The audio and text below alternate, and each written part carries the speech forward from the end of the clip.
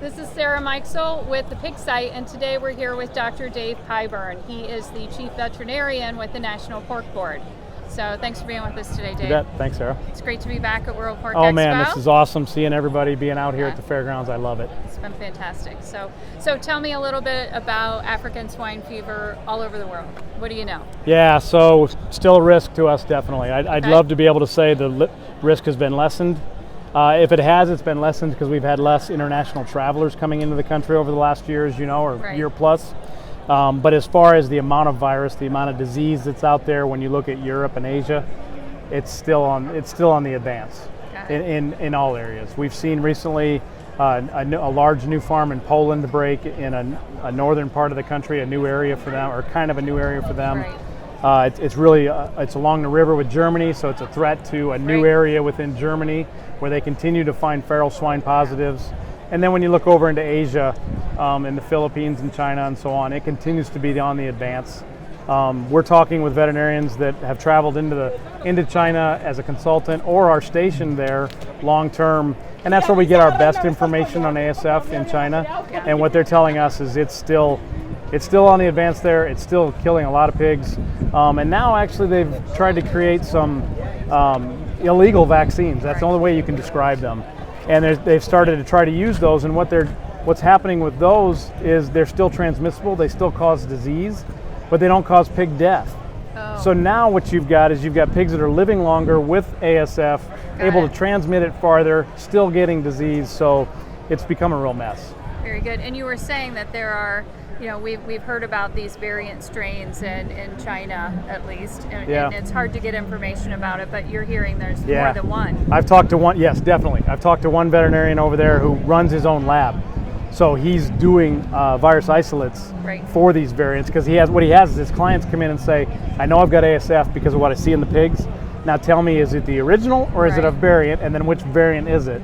And so he's doing those virus isolations in his own lab, and he told me there's at least 7 variants over there. So it's not good. That's crazy. So what else? What about the rest of the world? We talked a lot about China, or Southeast Asia and China, I guess, that area. Yeah. What about the rest of the world? What about Germany and some of these other countries that we're seeing? Is it a on the move and spreading, or like, you know what I'm saying? How would you describe it? It's been a real slow spread in Germany, but they continue to routinely find feral swine carcasses. They're usually already dead. They find them and they're able to isolate ASF. So they know they died of African swine fever. They're staying fairly in that eastern part of the country to this point, but the eastern region that they're in continues to expand slowly. Remember, this disease does not go aerosol. It's really, to be able to be infected with it, it's all about contact. It's pig contact. That's exactly right. But are you seeing it? Are they seeing it all in production facilities at all? Nothing in Germany to this point. They continue to do surveillance, especially heavy surveillance in that area where they found the feral positives. And they're not finding any positives in domestic swine in any systems. Now the good thing is, a lot of their major production is not located in this eastern part of the country. It's not there. It's up towards Denmark, where they bring the pigs in from, basically coming into Germany from Denmark. So the good thing is there's not a lot of domestic pigs there. The good thing is it's not in the domestic pigs, and they continue to look for it. Very good. What about Latin America? I mean, they're still in a good place, right? That's exactly right. We don't have it on this side of the globe at all. Nowhere between North and South America do we have this disease, and we want to keep it that way. Very good. And do they have a lot of, monitoring in place, just like we do? Do you guys work with those countries, I guess? We have a surveillance program that's run by USDA.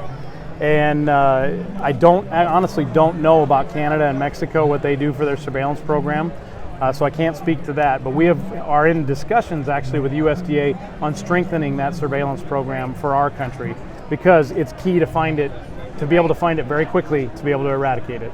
Very good. And these, it seems like what we saw in China was it just started moving, right? And a border a Mexican border, a Canadian border isn't going to stop it, right? I mean, you just start having that movement once it gets in a country. Yeah, we've learned with domestic diseases that borders don't stop disease. Right. And what we saw in China as far as movements is it was a lot of movements in trucks. Over there, their systems are set up such that they haul long distance for slaughter. And so they were hauling ASF virus from one area of the country to another, seeding that new area, and then it took off from there. Lessons learned, right? Exactly. We have to keep learning from everyone. We learn from other folks that are raising pigs, and we learn from other livestock as well.